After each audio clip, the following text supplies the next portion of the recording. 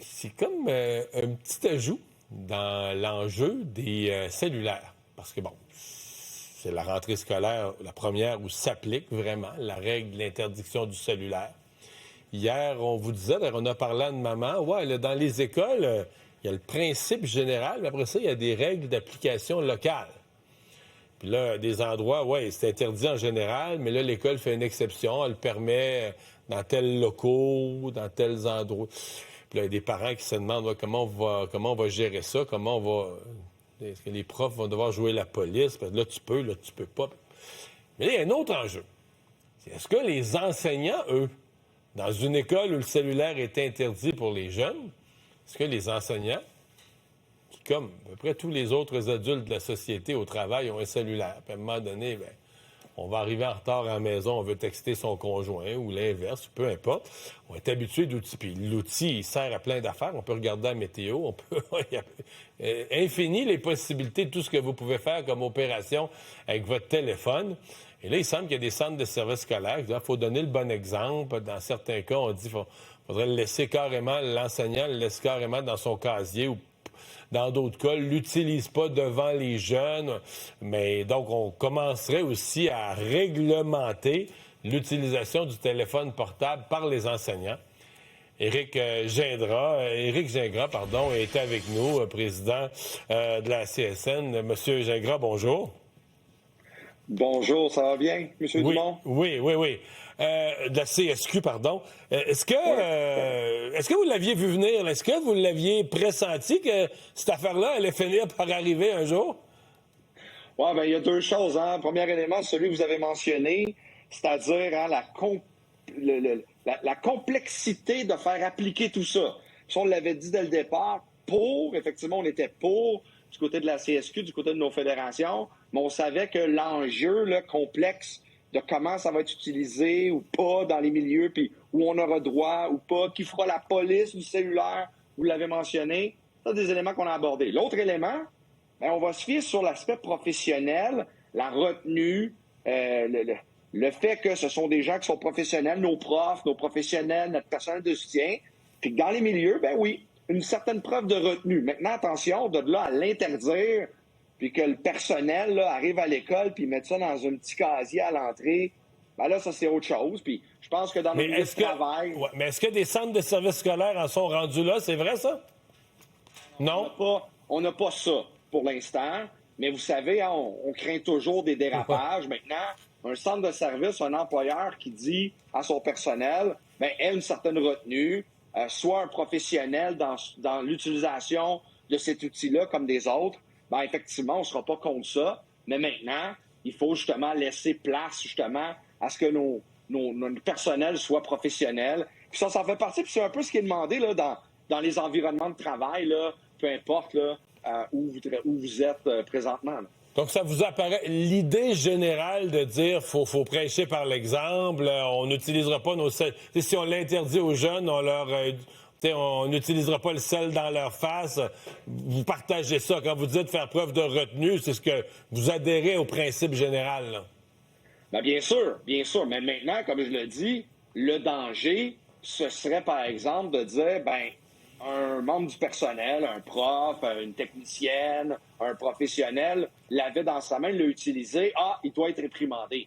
Et c'est là dans quoi il ne faut pas embarquer parce que faut se dire, ben non, le personnel, à un moment donné, pourrait en avoir besoin, mais attention, puis ce qu'on dit, puis ce que vous dites, ça prend une retenue, puis pas besoin de le faire dans le visage de jeunes qui, eux, ne l'auront plus, surtout en cette première année d'implantation. Parce qu'il y a ça, hein?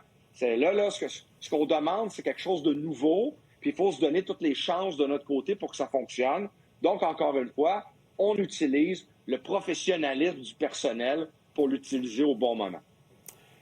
Hier, M. Gingras, j'ai parlé à une maman là, de la grande région de Québec qui me disait, tu sais, bon, elle était très favorable là, à l'interdiction du cellulaire comme mère de famille, mais là, quand elle reçoit le détail du règlement de son école, bien là, elle s'aperçoit que certaines tablettes vont être permises dans les salles de travaux de la bibliothèque ou dans certains locaux, dans certaines circonstances pour certains jeunes.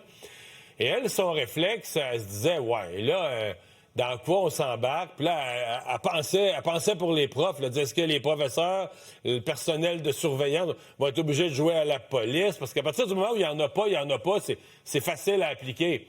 Mais là, quand tu commences à dire, puis si 14 jeunes se réunissent dans la même petite salle d'études de la bibliothèque pour être pour avec leur appareil, craignez-vous ça, là, dans l'application, les écoles, en voulant mettre toutes sortes d'exceptions, on rende le travail des profs une sorte de travail policier ou d'enquêteur pour démêler tout ça. Ça, dans telle circonstance, tu avais le droit, tu n'avais pas le droit. C'était notre plus grande crainte. Je vous rappelle au départ, là, quand il y a eu un comité qui a été chargé de se pencher là-dessus, notre premier message, c'était de dire il y a quand même une utilité pédagogique. Hein? Puis, que ce soit les tablettes ou autres, on l'a vu dans le passé, il y a quand même un apport pédagogique comme outil technologique. Donc, ça, il fallait en tenir compte. Et donc, en disant ça, ça voulait dire qu'il allait peut-être avoir certaines exceptions. Alors, quand on est arrivé avec l'idée de dire on va l'interdire, bien, notre première réaction à ce moment-là, ça a été ça de dire OK, mais on sait que ça ne sera pas mur à mur à cause de l'utilité de la technologie. Là. La technologie en 2025, on ne peut pas faire comme si elle n'existait pas. Donc, il peut y avoir des utilisations puis des moments. Alors, c'est ce qu'on voit présentement. Et c'est certain que pour nous, d'ailleurs, on se souvient, on avait demandé une année, une espèce de mise en application pilote, là, si on veut, se donner une année pour voir comment on allait mettre ça dans la réalité du terrain. Ça ne nous a pas été obtenu, donc ce sera instauré là, à la rentrée, mais on voit très bien les enjeux, et c'est ça les craintes des enseignants, mais vous l'avez nommé, les surveillants d'élèves, les éducatrices, que eux, ça va être quoi? Là? Ils vont être entre les deux. Est-ce que le jeune, lui, aura le droit dans ce local-là, puis là, il se déplaçait de la classe où il n'y avait pas le droit jusqu'au local où il a le droit? Le surveillant va se présenter là-dedans? Ça va être quoi sa posture? Beaucoup de questions, beaucoup de réponses à avoir, puis ce sera cette année, dans cette première année d'implantation, où on n'aura pas le choix de les avoir. Mais oui, c'est un enjeu. Et de se dire aujourd'hui que c'est du mur à mur, on le savait que ce ne serait pas le cas. Maintenant, il faut trouver la meilleure façon d'y arriver, parce que ce qu'on souhaite, c'est que le jeune, puis notre personnel est d'accord avec ça, il y a eu des sondages qui ont été menés, sont d'accord avec le fait que, bien souvent, ça nuit aux apprentissages, à la socialisation. Il faut trouver un moyen, mais c'est cet équilibre-là qu'il faut trouver. Sinon, à part le cellulaire, la rentrée, bon, on a vu, il manque encore du personnel. Je sais que plusieurs centres de services scolaires sont à la recherche des derniers enseignants, mais la rentrée, on est positif, confiant, des gros problèmes en vue? Bien, premièrement, il faut toujours être positif parce que c'est ces premières journées-là où les jeunes ont des sourires. Ils arrivent là, dans le milieu, on les voit, les yeux pétillants, ils sont heureux. Puis ça, je pense qu'il ne faut pas le négliger. C'est un beau moment. Maintenant, est-ce qu'il y a des enjeux de pénurie? Bien sûr, notamment pour nos collègues professionnels, personnels de soutien, où nos chiffres ne sont même pas encore sortis. Pourquoi? Bien, à cause de la valse hésitation des budgets, qu'on souhaite qu'ils soient bien utilisés. Mais au niveau de l'organisation de la rentrée, bien, ça a créé certains problèmes. Puis après ça, à la CSQ, on souhaite encore une grande réflexion en éducation. Je voyais là, le sujet de la rentrée, on parle beaucoup des devoirs. On donne-tu assez ou trop de devoirs? Mais ça, il faut se poser la question comme société. Hein? Les parents, là, présentement, là, si vous questionnez, la moitié vont dire « ça en prend plus », puis l'autre moitié va dire « ça en prend plus ». Mais comment est-ce qu'on se positionne comme société? Encore un autre enjeu qu'on ne peut pas régler sur le coin d'une table, qu'on a besoin d'une grande réflexion. C'est ce qu'on va souhaiter, parce que ça fait maintenant, 7 ans que le gouvernement agit, puis on est encore aujourd'hui à se questionner, est-ce qu'il va y avoir des problèmes, etc.